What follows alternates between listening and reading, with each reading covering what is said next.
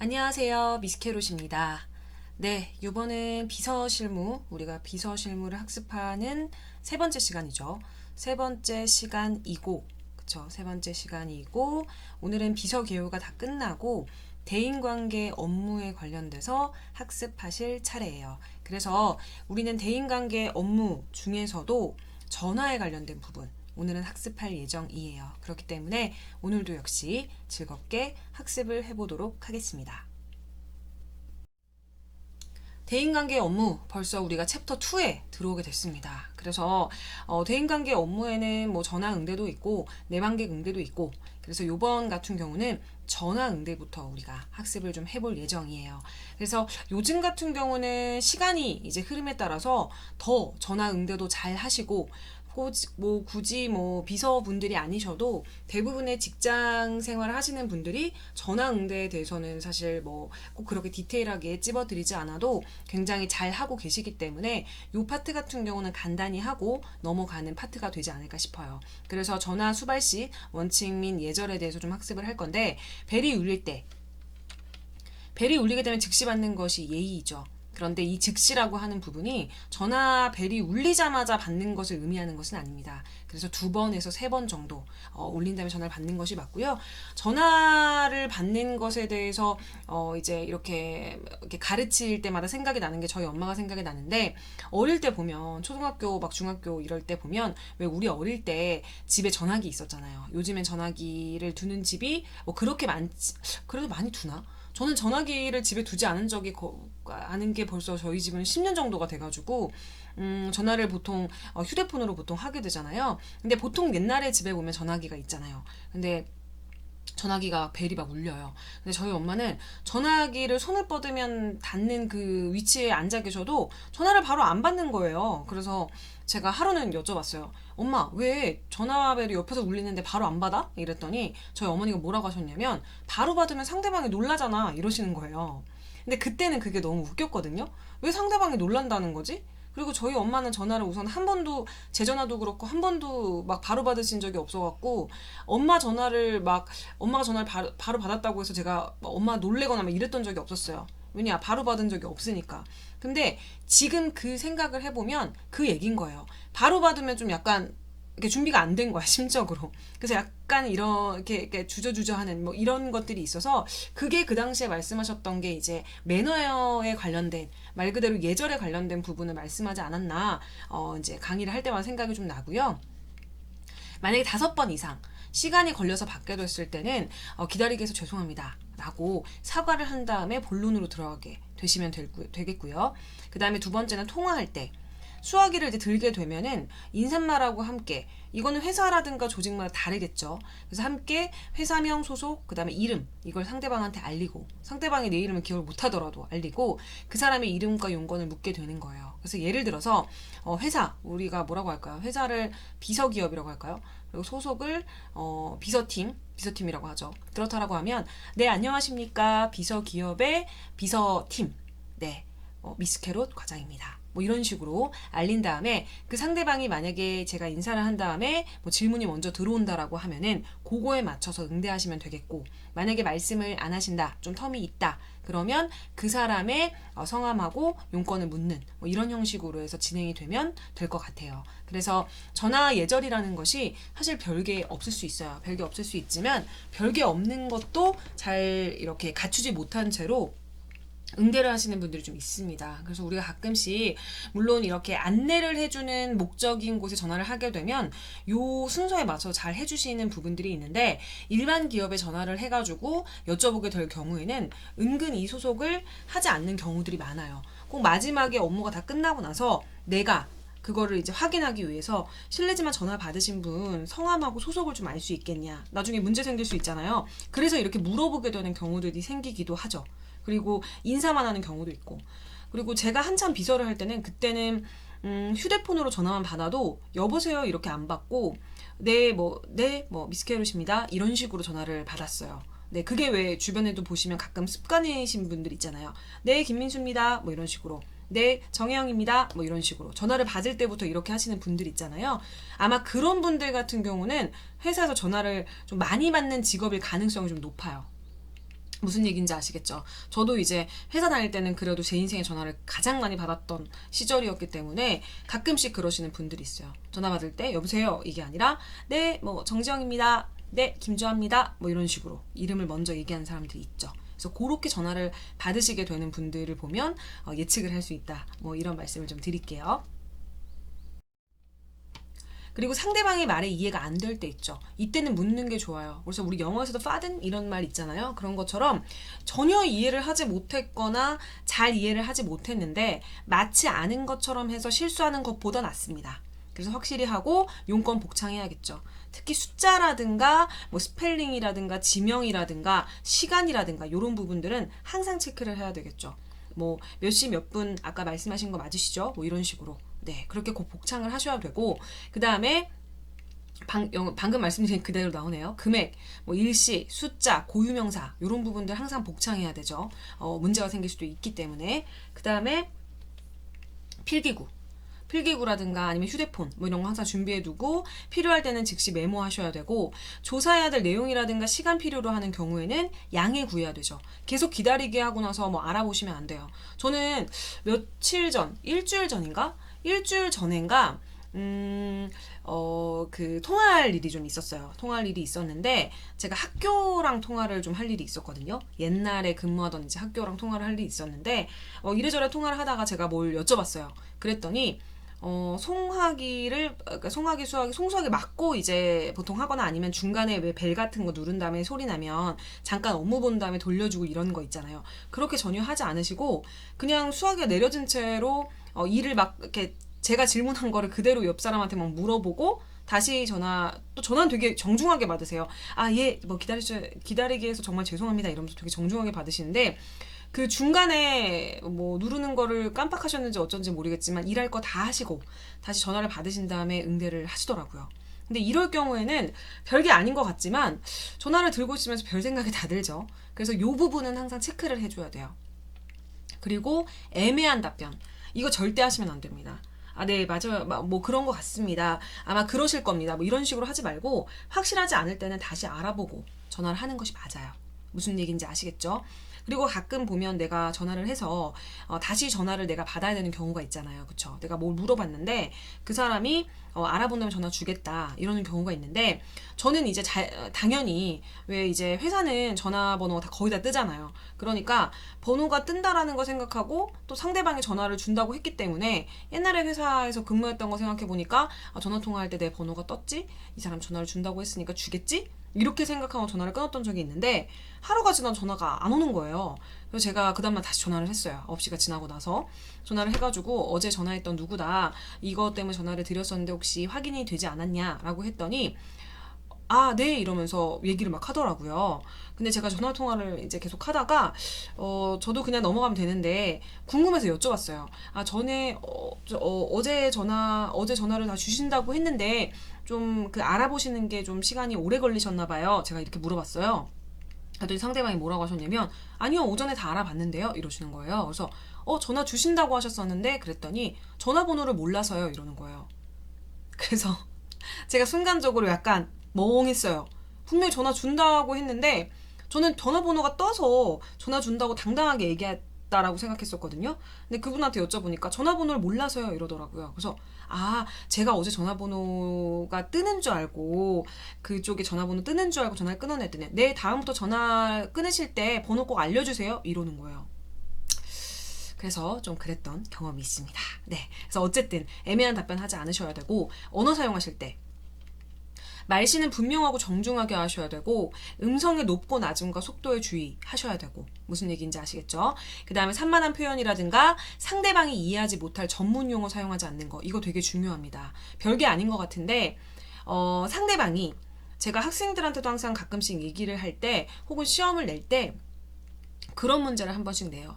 어떤 이론이라든가 이런 부분들 설명할 때 상대방이 뭐 중학생이라고 생각하고 상대방이 고등학생이라고 생각하고 이 이론에 대해서 설명을 해보시오. 뭐 이런 식으로 말을 할 때가 있는데 이 용어 자체는 내가 근무를 하고 있기 때문에 내 업이기 때문에 알 수밖에 없을 가능성도 있잖아요. 그쵸?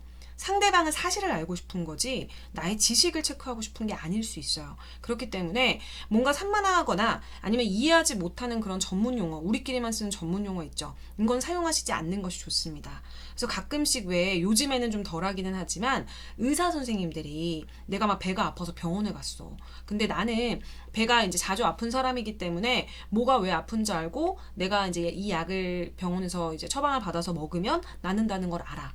나는 이제 병원을 그래서 간 건데 어떤 의사 선생님은 내가 배가 왜 아픈지 내 장기의 그 전문적인 용어를 막 얘기하고 어떤 약이 어떤 성분에 의해서 처방이 된다 막 이런 걸 막 설명을 하는 거야. 내가 알아듣지 못하는 말은. A 선생님은 그래.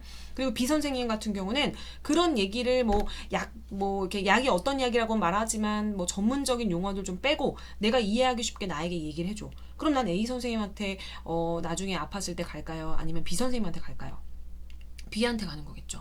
그쵸? 내가 지금 학습하려고 하는 게 아니잖아. 우리 같은 경우 지금 학습을 하려고 하는 거지만 학습을 하려고 하는 게 아닌데 내가 전문 용어를 들으면서 그 자리에 앉아 있을 이유가 없다라는 거지. 그래서 학습을 하는 것이 아니라고 하면은 웬만하면 전문 용어는 지양하는 게 좋다. 무슨 얘기인지 아시겠죠? 그리고 또 말씀드리지만 숫자, 일시, 고유명사 그렇죠? 이런 부분들 정확하게 전달하는 거 중요하고 그 다음에 통화 중에 제3자와 대화를 해야 될 경우 있어요.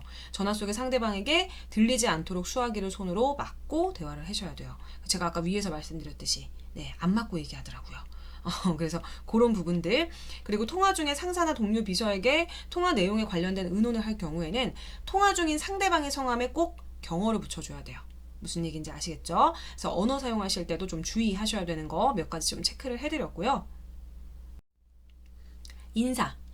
통화 처음에는 인사와 함께 내 소속하고 이름 얘기하잖아요. 근데 이름의 경우는 비서실에 따라서 밝히지 않는 경우가 있습니다. 제 이름이 미스 캐롯인데 제가 미스 캐롯 과장이에요. 그랬을 경우에 비서실 미스 캐롯 과장입니다. 이런 식으로 하는 것이 아니라 비서실 제가 성이 있겠죠. 제가 임씨인데 임 과장입니다. 뭐 이런 식으로 밝히지 않는 경우들이 있습니다. 그래서 요거는 조직에 따라 달라요. 조직에 따라서 그래서 요거는 좀 체크를 하시고 그렇게 말씀드리고 통화의 끝에는 감사 인사를 끝으로 상대가 끊은 다음에 수화기를 내리는 것입니다. 가끔씩 저는 제가 꼰대라는 말 사용해도 되죠. 꼰대여서 그런지는 모르겠는데 전화통화 할 때 있잖아요.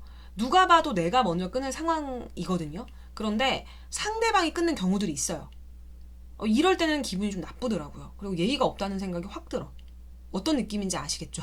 그래서 꼭 상대방 끊은 다음에 수화기를 내리셔야 돼요. 이거 꼭 체크 꼭 하셔야 됩니다.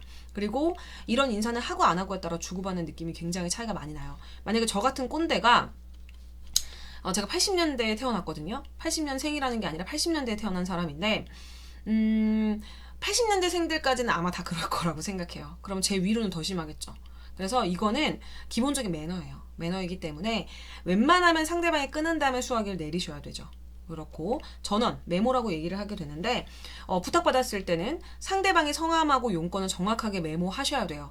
사실 저는 이제 비서했을 때 은근히 요거 가지고 실수 많이 했어요.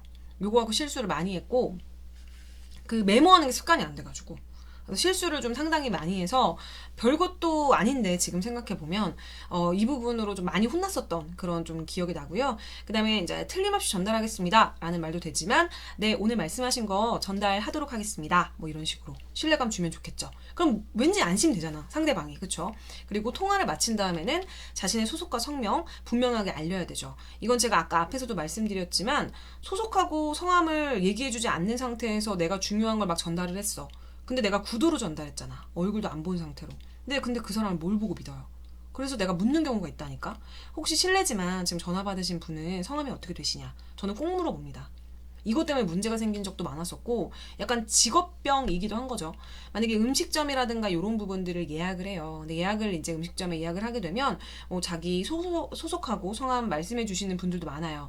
그렇죠? 만약에 예를 들어서 궁에 김 실장이다. 그쵸. 김 모모 실장, 성함 플레임까지 얘기할 필요는 없지만, 궁의 김 실장입니다. 이런 식으로 해서, 이렇게 말해주는 경우들도 있지만, 말을 안 해주는 사람이 있어. 근데 그 사람이 굉장히 제가 중요한 예약을 했는데, 나중에 예약이 바빠서 좀 문제가 생길 수도 있잖아요. 실제로 저는 문제가 생겼던 적이 너무 많아가지고, 그래서 저는 꼭 물어봅니다. 근데 한 번은 진짜 어이없는 일이 있었어요. 제가 나중에 이제 다 얘기를 하고 너무 중요한 예약이어가지고 실례지만 예약 받으신 분 성함을 좀 알 수 있을까요? 그랬더니 저는 원래 여기서 예약 받는 사람 아닌데 지금 요리사인데 지금 여기 카운터에 사람이 없어갖고 예약을 받았다는 거예요. 그래서 예, 그러신 것 같아가지고 실례지만 받을 수 있겠냐라고 했더니 저는 요리사고 일을 말 못한다는 거야. 그러고 나서 전화를 그냥 끊어버리셨어요. 제가 그러고 나서 예약을 이제 그리고 나니까 제가 막 뭐라고 할 수는 없잖아요. 그래서 제가 몇 시간 있다 다시 전화했어요. 그러니까 카운터 전화를 다시 받으시더라고요. 그래가지고 다시 예약을 확인했는데 예약이 잘 되어 있었으면 정말 좋았겠지만 예약이 또 제대로 되어 있지가 않았네요. 그래서 제가 만약에 더블 체크를 안 했다면 굉장히 문제가 될 뻔했고, 그리고 마지막에 전화를 끊을 때도 제가 그 예약을 진짜 실제로 받으시는 분이 뭐 사장님이셨나 그랬어요. 근데 제가 그 요리사분이 예약을 좀 제대로 안 받으셔가지고 좀 문제가 생긴 것 같네요. 이렇게 얘기할 수는 없잖아요, 사실. 물론 그분이 예약 잘못 받으셔서 제가 큰일 날 뻔하긴 했지만 또 생각해 보면 또 오죽 바쁘면 또 그러셨을까 싶기도 하고 뭐 하여튼 뭐 오만 가지 생각이 들어가지고 막 좀 마지막에 좀 정리하느라고 사실 혼났던 그런 좀 기억이 있거든요. 그래서 요 부분에 대해서는 항상 체크를 좀 하셔야 되고, 그리고 중개 같은 경우는 뭐냐면 내가 전화 이어줄 경우, 그쵸? 그렇게 이제 담당이 아니어도 이제 용건을 충분히 확인한 다음에 다음 담당자 정확하게 인계하시는 게 좀 중요하겠죠. 그래서 디테일한 뭐 어떤 상황을 얘기하는 것이 아니라 내가 만약에 전화를 땡겨받는 경우가 있잖아요. 네, 비서팀입니다. 이렇게 했는데, 저 비서팀에 전화하려고 했던 게 아니라 경영관리팀에 전화하려고 했는데 그 전화가 넘어갔나 봐요. 뭐 이런 식으로 그쪽에서 말한 거야. 그러면은, 네, 그러십니까? 지금 경영관리팀 쪽이 전화가 지금 다 담당자분께 전화하고 계셔가지고 혹시나 용건 말씀해 주시면 제가 다시 한번 연결해 드릴게요. 요 정도. 그럼 그분이 이제, 네, 저 경영관리팀에 뭐 인사 담당 관련돼가지고 전화를 좀 하고 싶은데요. 이렇게 말하는 거야. 그러면은, 인사 담당 관련된 분 지금 어떤 분이신데 그분 제가 전화 연결 한번 해드리고 혹시 전화 안 받으시게 되면은 뒷자리는 뭐뭐뭐뭐 번호로 하시면 될 것 같아요. 이런 식으로 인계를 해주셔야 되는 거죠. 네, 비서팀 뭐 미스 캐롯이었습니다. 뭐 이런 식으로 하신 다음에 무슨 얘기인지 아시겠죠? 이런 경험 다 한 번씩 있잖아요. 전화 연결해 주는 것까지는 너무 좋아. 너무 친절하잖아요. 그쵸? 전화 연결해 줬는데 그분이 전화 연결이 안 될 것도 생각하시면서 번호까지 말해주면 너무 좋은데 번호는 얘기 안 해주고 네, 연결하겠습니다. 이러고 내 말도 안 듣고 막 연결해 버리는 거야. 근데 연결이 안 돼. 그럼 난 처음부터 다시 절차를 밟아가지고 전화를 해줘야 된다는 거죠. 그래서 내가 불편해봐서 알잖아요. 이런 부분들은 다. 그러니까 우리가 중개를 할 때도 조심을 해주자는 거죠. 무슨 말인지 아시겠죠? 그리고 담당자가 확실하지 않을 때 양해 얻어서 그분의 전화번호 확인한 다음에 일단 전화 끊어요. 그다음 확인하고 난 다음에 그 담당자가 전화를 걸도록 하는 것이 맞습니다. 무슨 얘기인지 아시겠죠? 그래서 이때 만약에 담당자를 확인하지 않는다. 그 다음에 전화를 막 돌리고 막 이런 경우들이 있어요. 내가 막 돌림을 당하는 경우들이 있죠. 그럴 때는 이제 굉장히 스트레스 받죠. 내가 무슨 시간에 남아도록 전화한 것도 아닌데, 그죠? 그렇기 때문에 내가 담당자를 확인하지 않고 대충 이쪽이 번호가 맞는 것 같아가지고 여러 사람한테 전화 돌리고 이러게 되면은 나중에 결국에 자기가 다시 돌아와요. 무슨 얘기인지 아시겠죠? 그래서 이 부분은 항상 체크를 하시면 되겠습니다. 전화 끊을 때 밝고 명랑하게 해야 되죠. 내가 평소에 사용하는 것보다는 웬만큼 좀 높게. 저도 사실 목소리가 좀 낮은 편이라 가지고 웬만하면 좀 높게 하려고 하는데 오히려 저는 이제 친한 사람들하고 통화할 때 더 약간 낮아지는, 더 깔아지는. 가끔 이제 어릴 때 이제 제가 남동생이 하나 있는데 어릴 때 전화를 집으로 누군가 이제 엄마가 전화하잖아요. 아빠나 엄마가 전화를 하면은 전화를 받게 되면은 엄마 아빠가 항상 물으셨어요. 제 동생 이름을 딱 부르면서 은희? 그래서 아니다 캐롯 뭐 이런 식으로 제가 받았던 뭐 이런 생각이 좀 나는데 하여튼 좀 솔톤까지는 못해도 평소 자기의 톤보다 좀 높여서 하시면 되고 그 다음에 수화기 놓은 다음에 조용히 놔야 되죠. 팍 놓는 거 다 티나죠. 여러분들 아시죠? 그쵸? 특히 이제 우리가 휴대폰 같은 경우는 티가 안 나는데 아무리 세게 막 화면을 눌러도 소리가 안 나지만 이제 수화기 같은 경우는 최대한 좀 조용히 놓는 것이 좀 중요할 것 같고 전화 걸 때 사전에 전화번호 좀 확인하시는 거 좋죠. 저 막 급하게 막 전화 몇 번씩 막 누르고 했다가 잘못 걸었던 적 진짜 많아요. 한 번 전화를 막 했는데 소속도 밝혔어, 이름도 밝혔어. 근데 그때 네 이러시는 거예요. 그래서 저는 상대방이 그 사람이 맞는 줄 알고 한 용건의 한 3분의 1은 얘기를 했나 봐요. 근데 그 정도까지 들으시고 나서 그분이 저 근데 전화 잘못 거셨는데요 이러는 거예요. 그래가지고 전화 끊고 나서는 그때는 이 사람 자기 전화도 아닌데 왜 받고 있어? 이렇게 생각했는데 제가 잘못한 거죠. 네, 확인하지 않은 죄. 무슨 얘기인지 아시겠죠? 확인하셔야 되고, 그 다음에 상대방이 받게 되면은 회사 소속 성명 밝히고, 그 다음에 용건은 간단하고 순서 있게 전달하는 거 중요하고요. 회사 전화 이용하는 거, 근무 중에 사적인 전화는 삼가시는 겁니다. 그래서 회사에서 전화기를 사용해도 삼가는 건 당연한데, 회사 안에서도 자기 개인 전화로 개인 용문을 웬만큼 안 보시는 게 좋아요. 네, 만약에 여러분들이 회사의 대표라고 생각해 보세요. 내가 월급을 주는 사람이야. 근데 그 근무 시간에 개인 전화를 엄청 해. 개인 SNS 엄청 하고, 그리고 내가 심지어 인스타 친구야. 근데 인스타가 진짜 근무 시간에 올라오고, 근무 시간에 유튜브 올라오고 막 이래. 그러면은 내가 월급을 주는 내 직원을 보는 나의 마음이 어떨까요? 네, 그렇게 생각하면 딱 사이즈가 나옵니다. 사적인 전화 삼가셔야 되죠.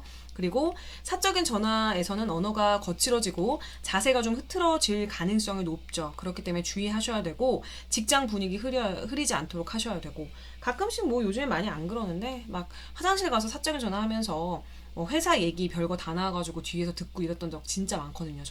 네, 진짜 많고, 제가 했다는 게 아니라 화장실에 있는데 이제 화장실에 와가지고 네, 막 자기 얘기, 회사 얘기, 누구 욕 막 이런 거 하고, 그 다음에 이제 복도 이런 데 가가지고, 아니면은 비상구 이런 데서 전화통화 막 크게 소리 지르면서 하는 다 들리고, 뭔지 아시죠? 그래서 이런 부분들 안 하시려고 노력을 좀 하셔야 되고, 직장이라는 걸 잊으시면 안 돼요.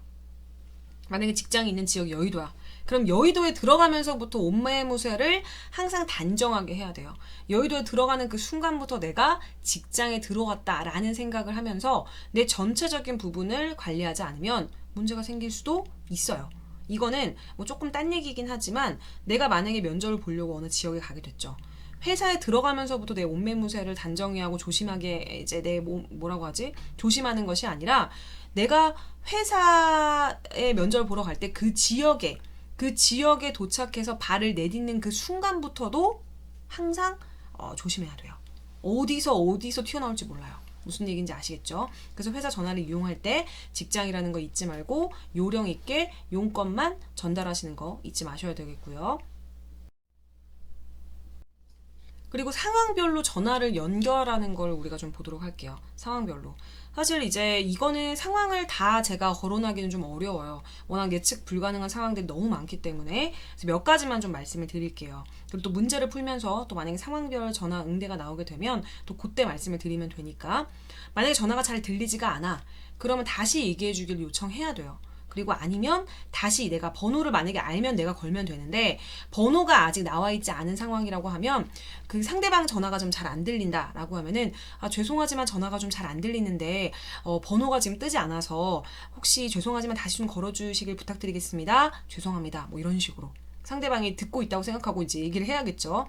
요청하셔야 되고, 그리고 상대방 탓이 아닌 전화기 탓으로 돌려야 돼요. 지금 연결이 좋지 않습니다. 이런 식으로. 만약에 글만 읽으면 좀 약간 오해가 있을 수 있어요. 전화기 탓? 누구 탓을 하라는 거야? 뭐 이렇게 보실 수도 있는데, 그게 아니라, 죄송하지만 그쪽이 조금 말씀을 좀 크게 해주셔야 될 것 같은데요. 목소리가 좀 작으시네요? 뭐 이런 얘기하면 안 된다는 거야. 아니면 그쪽이라는 말 안 하더라도 전화통화를 하다가, 실례지만 지금 고객분 목소리가 좀 작으셔서 큰 소리로 말씀해 주시겠어요? 이렇게 말하면 안 된다는 거예요. 웬만하면. 무슨 얘기인지 아시겠죠? 그래서 뭐라고 얘기를 해야 되냐면, 전화기가 좀 상태가 좋지 않은 것 같습니다. 이런 식으로. 연결 상태가 좋지 않으신 것 같은데, 연결 상태를 좀 위해서 좀 이렇게 수화기에서 좀 살짝 떨어져서 말씀을 좀 해주시겠습니까? 이런 식으로. 이것도 아다르고 어다른 거죠. 너무 가까이 되니까 네 목소리가 잘 안 들려. 이렇게 말하면 안 돼. 네, 무슨 얘기인지 아시겠죠? 연결 상태가 좋지 않은데, 마치 약간 말은 맞지 않는 것 같지만 먼저 전화기 탓을 돌려주는 거야. 연결 상태가 좋지 않은 것 같은데 혹시 그 수화기에서 조금 더 떼서 말씀해 주시면 연결 상태 뭐 이런 식으로, 어떤 건지 아시겠죠? 그렇게 돌려서 말씀하시면 되고, 전화가 잘못 걸려왔을 때 바로 친절하게, 그렇죠, 무안하지 않도록 응대해 주셔야 되는 거. 이건 왜 그러냐면 개인, 조직, 회사 전체 이런 부분에 대한 전체적인 이미지가 전달이 되기 때문에. 그리고 전화를 내가 잘못 걸었어 만약에, 그러면은 뚝 끊으시면 안 되겠죠. 죄송합니다 이러고 끊으면 안 돼요. 무슨 얘기인지 아시겠죠? 하나하나에 혼을 담아가 전화를 해야 돼요. 그리고 통화 도중에 이제 끊길 때, 전화를 끊고 다시 걸기를 기다려주는 거예요. 그리고 나서 좀 일정 시간 오지 않을 경우에는 내가 번호를 먼저 알 때 전화를 먼저 걸도록 하시는 거죠. 무슨 얘기인지 아시겠죠? 통화를 중단할 때 상대방의 문의 사항이라든가 조회 상황에 따라서 정확도를 따지기 위해서 만약에 전화를 중단하게 될 경우 먼저 양해를 구하는 거예요. 죄송하지만 이 부분을 제가 좀 하기 위해서 잠시 전화를 끊었다 다시 건다. 뭐 이런 식으로 어떤 부분인지 아시겠죠? 그리고 중단 시간이 길었건 짧았건 간에 사과를 먼저 하는 거지.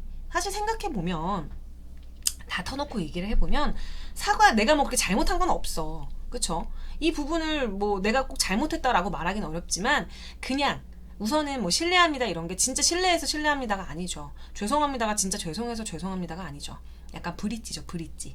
사과를 한 다음에 통화를 계속하는 것이고, 그 다음에 국제전화. 요 부분은 이제 신규 출제 범위예요. 신규 출제 범위이기 때문에 제가 여기 PPT에 나와져 있는 거 말고 팁으로 되어져 있는 부분들 있죠. 뭐 아이폰에선 전화 어떻게 거는지, 안드로이드에선 전화 어떻게 거는지, 요거는 제가 책에다가 해놨어요. 요것들은 뭐 안드로이드 어떻게 걸고, 뭐 이제 LG폰 어떻게 걸고, 삼성폰 어떻게 걸고, 뭐 요런 부분들 같은 경우는 팁에 관련된 부분들이에요. 팁. 그래서 시험에 안 나올 수도 있고, 우리가 생활을 하면서, 그쵸? 생활을 하면서 여러분들이 팁으로 가져갈 수 있는 부분들은 제가 굳이 PPT에 안 넣었어요. 우리 자격증 따려고 하는 거기 때문에. 그래서 그거 확인하고 싶으신 분들은 책에서 확인을 하시면 될 것 같고요. 국제전화 사용 방법이 많이 바뀌었습니다. 말씀드릴게요. 국제전화. 국제전화 같은 경우는 국제 간을 연결하는 통화죠. 그래서 휴대전화로도 통화가 가능하고 일반 유선 전화로도 자유롭게 통화를 할 수가 있죠. 그래서 통신사라든가 휴대폰에 따라서 수신자 번호를 입력하는 방법이 조금씩 달라요. 그래서 우리가 휴대폰에서 국제전화 걸게 될 때 플러스 기호가 뜨죠. 플러스 기호가 뜨게 되는데 플러스 기호의 의미라는 것을 좀 보게 되면 국제전화를 나타내게 될 때 우리가 국가번호 앞에 플러스 기호를 붙이게 되죠. 그래서 한국은 번호가 뭐 82, 일본은 뭐 81, 영국은 44 이렇게 되어져 있는데 원래는 우리가 국제전화 관련돼 가지고 시험이 나왔던 게 2020년도까지는 어떻게 나왔냐면 국제전화가 나오긴 나왔어요. 뭐가 나왔냐면 이 코드를 다뤘었어요. 코드를. 국제전화 코드를. 근데 그거 되게 무의미하죠. 국제전화 코드를 왜 다루나 뭐 이런 생각이 들어요. 필요하면 찾아서 하잖아요, 사실. 마치 제가 그 아이폰, 뭐 삼성, LG, 뭐 안드로이드 사용하는 거는 책에다가 담아놨고 여긴 그 PPT 강의할 땐 안 해요. 이거랑 똑같아요. 우리가 필요할 때 찾아볼 수 있게 해놓은 거예요. 근데 막말로 말해서 그걸 시험까지 낼 필요가 없는 거야. 뭐 스페인이 몇 번인지 네덜란드가 몇 번인지 이걸 우리가 외울 필요가 없었다는 얘기예요. 근데 그게 전에는 쓰여져 있었어요. 그래서 그냥 어떤 거다 정도로만 제가 플러스 기호의 의미를 설명하기 위해서 적어놨고 국제전화 코드 자체는 그냥 빼버렸습니다. 우리가 만약에 비서 업무를 하면서 국제전화 코드가 필요하면 찾아서 하시면 돼요. 그걸 굳이 시험까지 볼 필요가 없다는 거. 그래서 만약에 기존의 책으로 공부하시느라고 이 코드 다 어떻게 외우냐? 중요한 것만 외울까? 그러실 필요가 없어요. 시험에 안 나옵니다. 무슨 얘기인지 아시겠죠? 그래서 우리는 그냥 플러스 기호의 의미만 알고 가자. 무슨 얘기인지 아시겠죠? 코드 외우지 마세요. 그리고 플러스 표시는 국제전화를 걸기 위해서 반드시 이제 컨트리 코드, 그쵸? 앞에 국제전화 서비스 번호를 별도로 입력해야 되는 거를 뜻하는 거예요. 그래서 플러스 표시의 의미를 이제 물어볼 가능성이 있겠죠. 전 같은 경우는 죽어라 그 국제전화 코드 외웠다라고 하면 이제 플러스 기호를 왜 사용하는가 뭐 요런 부분이 시험에 나올 가능성이 있다. 그쵸? 요거를 좀 체크를 해주시면 되겠어요. 국제전화.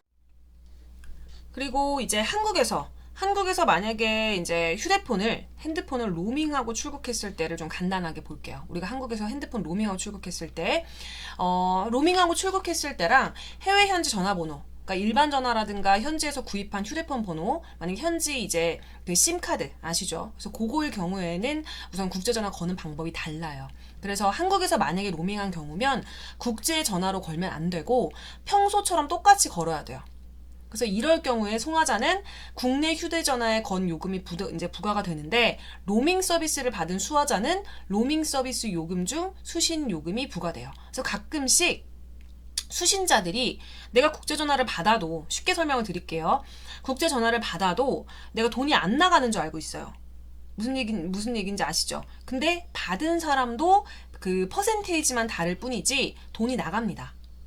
오케이? 뭐 그렇게 이제 이해하시면 될 것 같고, 그 다음에 휴대전화가 로밍된 상태일 때, 외국 한국. 그래서 로밍 오토 다이얼은 해외 로밍 중에서도 이제 한국에서와 같은 방법으로 전화를 할 수 있도록 휴대폰에서 국제 이제 접속 번호, 전화 접속 번호를 자동으로 설정해 주기 때문에 이제 핸드폰 번호를 해외에서도 이용할 수 있게 하는 서비스예요. 그래서 로밍을 이거 나올 수 있어요. 로밍을 차단한 상태이면 연결 자체가 안 되고요. 한국 전화번호를 해외에서 사용하도록 자동 로밍, 아까 위에서 말씀드린 것처럼 한 상태라면 평소처럼 한국에서 사용하던 방식대로 상대방 휴대폰 번호를 누르시면 돼요. 그래서 이 경우에는 국내 통화 요금, 부가세는 포함이 되겠죠. 상대방은 로밍 수신 요금이 부과돼요. 이것도 쉽게 말씀드리면 뭐냐면 두 개가 들어가 있는 거예요. 로밍 오토 다이얼이 뭔지, 그쵸? 뭔지랑 그 다음에 전화 받은 사람도 돈이 부과된다.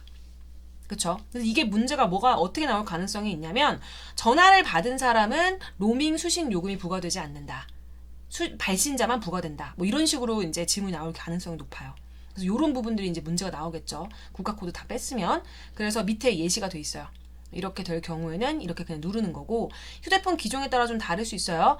그래서 대부분의 이제 다를 수 있지만, 대부분의 스마트폰은 현재 도착하시게 되면은 재부팅하면 우리 자동 로밍 되죠. 다 아마 경험이 있으실 거예요. 그래서 그 부분에 대해서 이제 생각하시면 되고, 이 부분은 어쨌든 우리가 좀 바뀐 부분이기 때문에 체크를 하시면 될 것 같아요. 그 다음에 전화 부가 서비스. 전화 부가 서비스도 너무 많은데 몇 가지만 제가 넣어놨어요. 그래서 여기서 다루지 않은 부분들은 만약에 이제 기출문제를 풀다가 나오게 되면 그때 또 설명을 드리도록 할게요. 발신번호 표시. 이건 우리 다 알죠. 그래서 전화번호를 우선은 이제 전화기라든가 표시장치에 표시해서 전화를 받는 비서가 통화하기 전에 응답 여부를 선택할 수 있도록 도와주는 서비스예요. 그래서 만약에 회사 안에서 뭐 휴대폰도 그렇지만 우리가 휴대폰 전화 받기 싫은 거 안 받는 것처럼 똑같아요. 회사에서도 피하는 전화가 있어요. 그런 전화나 아니면 꼭 비서팀에서 받지 않아도 될 전화가 있을 경우에는 전화를 받지 않으면 다른 팀에서 받겠죠. 그래서 그런 서비스라고 보시면 되고, 당연히 전화번호 확인 가능한 거 알죠? 그리고 익명호 수신 거부 이제 기능 설정 가능하고요. 취소, 수신벨 울리지 않게 하는 거 가능하죠. 휴대폰에서 하시는 거랑 똑같아요. 그리고 착신 통화 전환, 이렇게 발음이 안 되죠. 착신 통화 전환. 자리를 비워도 원하는 곳에 전화를 받을 수 있는 거예요. 그래서 부재 중일 때 자리라든가 회사로 전화를 이제 걸려오게 된 여러 가지 전화가 있는데 이거를 다른 전화로 전환이 가능해요. 그래서 비서들 같은 경우는 무조건 자리를 비울 때 휴대폰으로 전화를 무조건 착신 통화를 전환시켜 놓죠. 그래서 가끔씩 곤란할 경우가 뭐냐면 착신 통화 전화는 그 전화기로 하는 거거든요. 이 휴대폰으로 하는 게 아니에요. 그러니까 바꿀 기기로 하는 것이 그러니까 어떻게 표현해야 될까? A랑 B가 있어요. A 전화기랑 이거 빨간 펜으로 할까? 펜. A 전화기가 있어요. 그리고 B 전화기가 있죠. 근데 A 전화기를 B로 착신 통화 전환을 바꿔가지고 내가 B로 모든 전화를 받고 싶어요. 그렇다라고 하면 B에서 조정을 하는 것이 아니라 A에서 조정을 하는 거예요. 그래서 제가 비서를 할 때 A에서 조정을 한 다음에 이제 B로 전화를 계속 받다가 퇴근을 현지에서 바로 해버린 거예요. 그런데 제가 바꾸는 거 뭘로 해야 된다고 그랬어요? 이걸로 해야 된다고 그랬잖아요. 그런데 주말에도 주말이 꼈는데 주말에 회사로 전화가 어찌나 많이 오는지 그게 다 여기 B로 오는 거예요. 제 휴대폰으로. 그래서 굉장히 곤란했던 적이 있었습니다. 그래서 이런 경험들은 아마 착신 통화 전환 관련돼서 서비스 써보신 분들은 거의 다 경험이 한 번씩 있거든요. 제 친구들도 많이 봤고요. 네, 요즘에는 그러신 분들 없으시나? 하여튼 그렇습니다. 그래서 이 부분은 통화 전환을 하시고 나서 꼭 푸셔야 돼요. 무슨 얘기인지 아시겠죠? 그 다음에 세 번째는 통화 매니저. 통화 매니저. 그래서 업무용 전화에 편리하도록 내방객 기능을, 관리 기능을 제공하는 서비스예요. 그리고 주소 변경 서비스. 그래서 일괄적으로 변경된 주소를 알려주는 기능이고, 알림콜. 내가 받지 못한 전화가 있겠죠. 그러면은 문자로 실시간으로 안내받는 기능을 우리가 알림콜이라고 얘기를 해요. 그리고 번호 변경. 전화번호를 만약에 변경하게 됐을 때 휴대폰도 똑같잖아요. 그쵸? 내가 미리 이제 내가 일일이 다 말을 해줄 수도 있지만 바뀐 번호가 자동 안내가 되는 그런 기능들도 있는 거 알고 계시죠? 그래서 그렇게 한다라고 보시면 되겠습니다. 그리고 7번째는 직통전화예요. 직통전화. 그래서 직통 번호를 입력해 두면 입력 없이 바로 연결되는 거예요. 되게 편하죠. 그리고 통화 중 대기. 통화 중에 걸려온 다른 전화를 받을 수 있는 부가 기능. 이것도 휴대폰에 있죠. 그리고 SMS, MMS.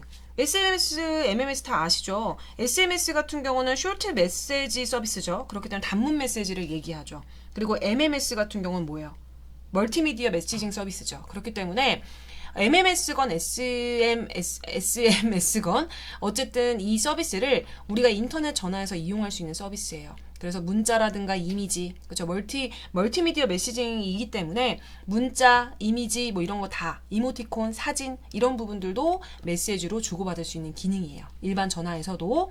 그 다음에 미디어 CDI가 아니라 미디어 CID. 이건 뭐냐면 발신자 표시 번호예요. 그래서 핸드폰에 발신할 때 발신 정보가 멀티미디어로 표시되는 서비스가 미디어 CID. 그리고 3인 통화. 3인 통화하게 될 요즘 같은 경우는 아마 많이 안 할 거예요. 왜냐면은 휴대폰으로도 많이 하니까. 그런데 옛날에는 이게 되게 센세이션했거든요. 그래서 통화 중에 제3자를 호출해서 3명이 동시에 통화할 수 있는 거예요. 그래서 둘이서 막 통화를 하다가 한 명을 소환해가지고 3명이 통화하는 거예요. 그래서 처음 통화의 발신자만 나머지 한 명을 추가하는 번호를 발신할 수 있어요. 그런 거고, 그 다음에 국제 콜렉트콜. 수신자 부담으로 이제 별도의 가입을 안 해도 국제 전화를 이용할 수 있는 기능이고, 단축 다이얼은 아시겠죠? 단축 번호 지정하는 거죠. 그래서 그거 누르면 바로 연결해주는 기능이에요. 그래서 비서실에서는 굉장히 많이 사용하는 기능이고, 그 다음에 직통 전화 익명 발신. 이거는 가입자가 내 이제 송수화기를 드는 즉시 아니면 일정 시간 동안 다이얼링 하지 않으면은 미리 지정된 번호로 발신되는 거예요. 그래서 저희 대표님께서 저한테 전화를 거실 때 잠깐 들고 있으면 저한테 전화가 오는 거예요. 그래서 이런 경험이 되게 많은 게 제가 이제 직통전화 익명 발신을 이제 설정을 해드렸는데 대표님께서 전화를 수화기를 드시고 나서 머릿속으로 생각할 수 있잖아요. 이렇게 어디 걸지 이런 식으로. 근데 그 시간이 일정 시간을 지나버린 거예요. 그러니까 저한테 전화가 자동으로 걸리는 거죠. 그래서 대표님 일단 잘못 걸었다 이러고 전화 끊으시고 또 전화 받으면 대표님 잘못 걸었다. 네, 알겠습니다. 이러고 전화 끊고 이러던 적이 있어서 해제해 드릴까요? 라고 하면은 또 은근 편하니까 해제해 달라고는 안 하시고 실수를 많이 하셨던 뭐 이런 경험이 있습니다. 그래서 이것도 굉장히 편리한데 이것도 잘 맞으면 할 수 있지만 잘 맞지 않으면 좀 불편할 수도 있는 뭐 그런 기능이라고 보시면 되겠습니다. 그리고 5번째는 전화 메모예요. 전화 메모라든가 기록부 작성. 이 부분 같은 경우도 제가 이제 NCS에서 정보들을 좀 가지고 왔어요. 그래서 제가 여러 가지 추가할 거 추가하고 뺄 거 빼가지고 이제 가지고 왔다라고 보시면 좋을 것 같고요. 전화 메모할 때 필수 사항입니다. 그래서 일시 너무 당연하죠. 그리고 찾는 사람 이름. 그 사람 이름도 써야 되지만 그 사람이 누굴 찾는지. 그래서 그 사람 이름 쓸 때는 회사명, 부서명, 이름. 특히나 뭐 특이한 이름은 상관없는데 동명이 많을 수 있죠. 동명. 사실 제 이름 같은 경우는 동명이 많이 없어요.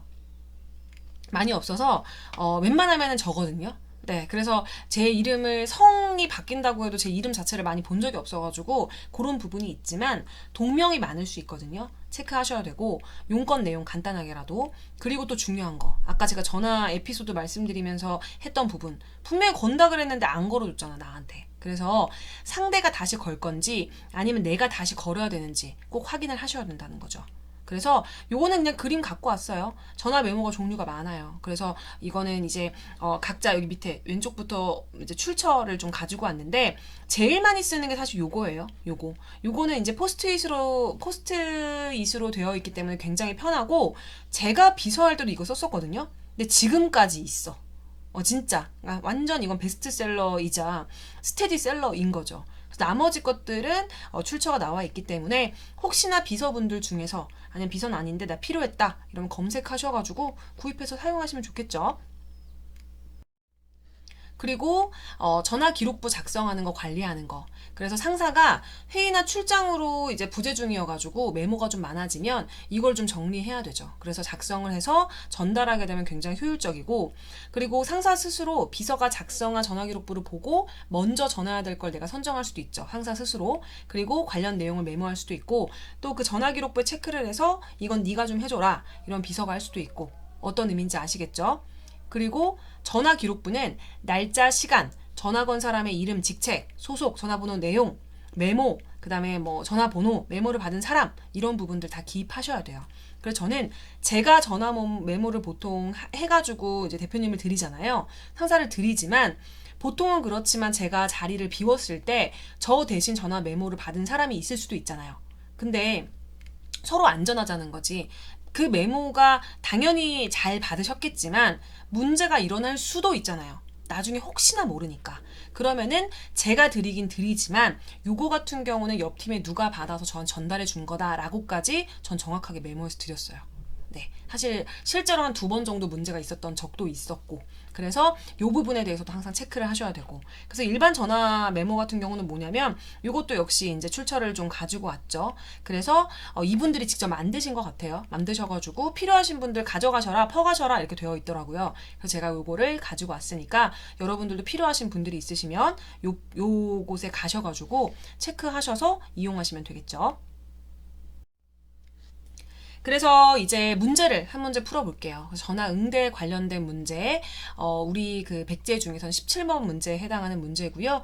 이 문제 같은 경우는 2020년도 11월 8일, 네, 2번째 시험이었죠. 1급의 5번 문제로 되어 있던, 이제 그 문제라고 보시면 좋을 것 같아요. 그래서 제가 이 문제를 조금 이제 읽어보면서 학습을 좀 해보도록 하죠.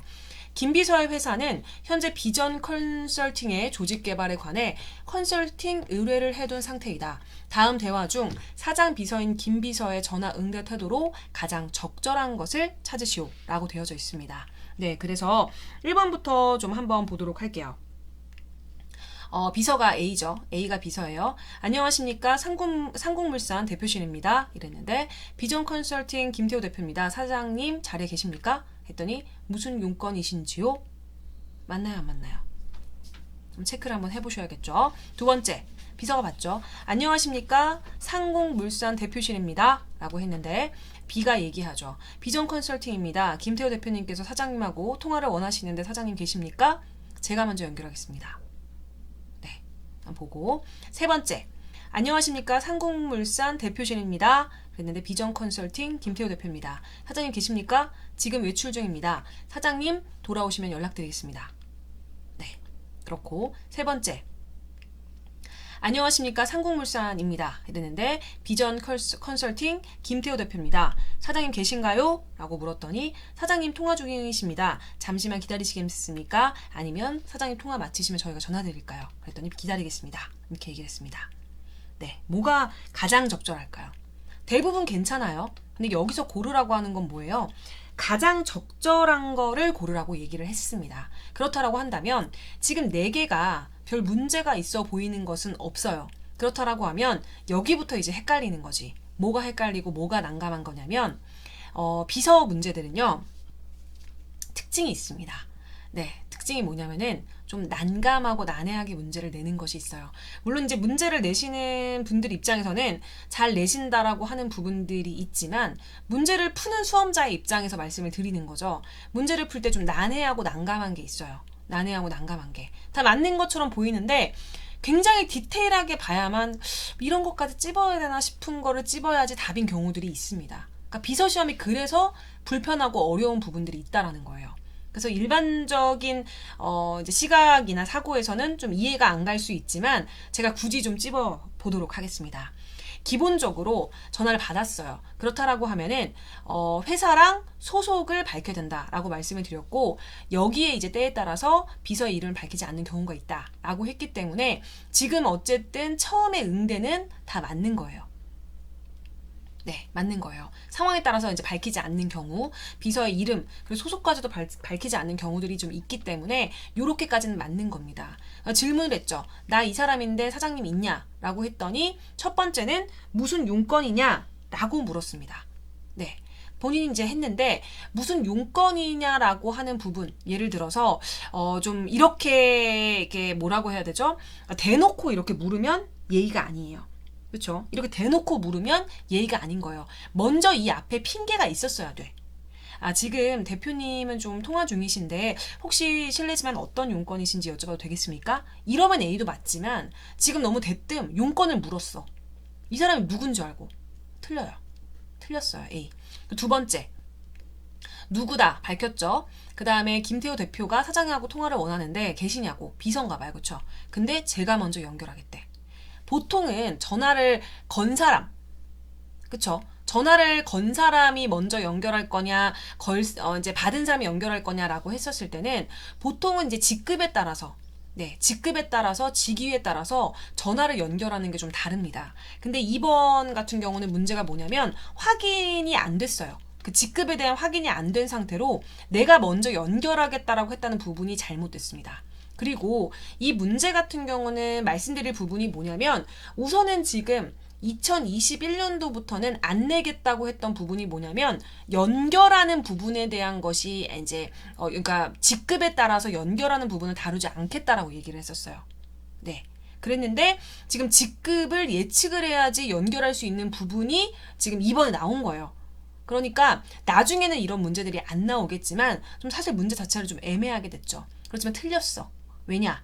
직급을 확인 안 하고 내가 먼저 연결하겠다라고 했기 때문에. 하지만 이제 2021년도부터 개정부터는 뭐가 바뀌었다?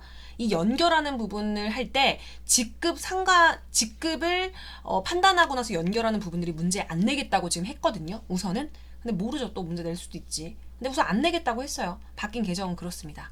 그리고 답도 아니고. 그다음 3번은 뭐예요? 비전 컨설팅 김태호 대표래. 계시냐고 했더니 지금 외출 중인데 사장님 돌아오시면 연락드리겠다라고 얘기를 하게 되죠. 근데 사장님 계신데 이 외출 중이다. 사장님 돌아오시면 연락드리겠다. 이거 하고 나서 전화번호 안 물어봤잖아요. 그렇죠? 내가 전화번호 알고 있으니까 그 번호로 연락드리면 될까요? 이러면 괜찮은데 사장님 돌아오시면 연락드리겠다. 상대방한테 번호도 안 물어보고 이게 초면인지 아닌지 아무도 모른다는 거지. 무슨 말인지 아시겠죠? 그래서 3번도 틀렸다는 거. 그래서 이제 4번을 보시죠. 소속 밝혔고 그 사람이 누구라고 말했고 사장님 계시냐고 물었죠. 그랬는데 사장님이 통화 중이신 거야. 잠시 기다리시겠냐? 의사 물었죠. 아니면 통화 마치시면 우리가 전화를 드릴까요? 라고 물어봤는데 기다리겠다 라고 얘기가 됐죠. 그래서 이거는 적절하게 된 것이죠. 왜냐? 상사가 우리가 통화 중일 때 상대한테 상사가 통화 중임을 알린 다음에 기다릴 건지 메시지 남길 건지 아니면 상사가 통화 마치면 우리 쪽에서 전화해 주기를 원하는지 뭐 이런 부분들을 확인해야 된다라고 말씀을 드렸었잖아요. 그쵸? 그런데 상대방의 의사를 그쵸? 확인도 안 하고 전화 보류 버튼을 누른다거나 아니면 내가 연락을 주겠다고 일방적으로 얘기를 한다거나 이런 부분들은 안 된다는 거죠. 그래서 전화 응대할 때 상대방의 의사를 확인했냐 안 했냐에 대한 부분이 바로 이 문제에서 답을 고르게 되는 기준이 되는 거예요. 그래서 나머지 것들에 대해서는 상대방의 의견을 좀 물었다기보다는 비서실에서 일방적으로 전달한 느낌이 훨씬 더 강한데 4번 같은 경우는 상대방의 의사를 묻고 전화를 끊었다라는 거죠. 그래서 정답은 몇 번? 4번. 네, 4번. 좀 문제가 좀 애매하긴 하죠. 네, 그렇지만 정답은 4번이에요. 또 이렇게 해설 듣고 나면 또 답이 맞는 것 같아. 그쵸? 그래서 이 의도 자체는 어쨌든 상대방의 의사를 물었냐 안 물었냐 이 부분을 이제 체크하기 위해서 문제를 낸 것이기 때문에 그렇게 보시면 되겠습니다. 그래서 정답은 4번이었습니다. 네, 그래서 오늘도 이렇게 해서 오늘의 이제 수업이 끝났다라고 보시면 좋을 것 같고요. 우리가 응대를 하는 것 중에서 전화 응대를 이번에 학습을 했기 때문에 다음 시간에는 내방객 응대에 대해서 학습을 하도록 하겠습니다. 그래서 여러분들 수업을 다 듣고 나셨으면 구독 버튼 눌러주셔야 되고 그 다음에 좋아요도 눌러주시고 그 다음에 알람 설정, 알림 설정 뭔지는 정확하게 모르겠지만 둘 중에 그걸 하나 해주셔야지 학습이 올라오면 바로바로 학습하실 수 있겠죠. 그래서 오늘도 수고 많으셨고요. 네, 저는 미스 캐롯이었고 다음 시간에 뵙도록 하겠습니다. 고맙습니다.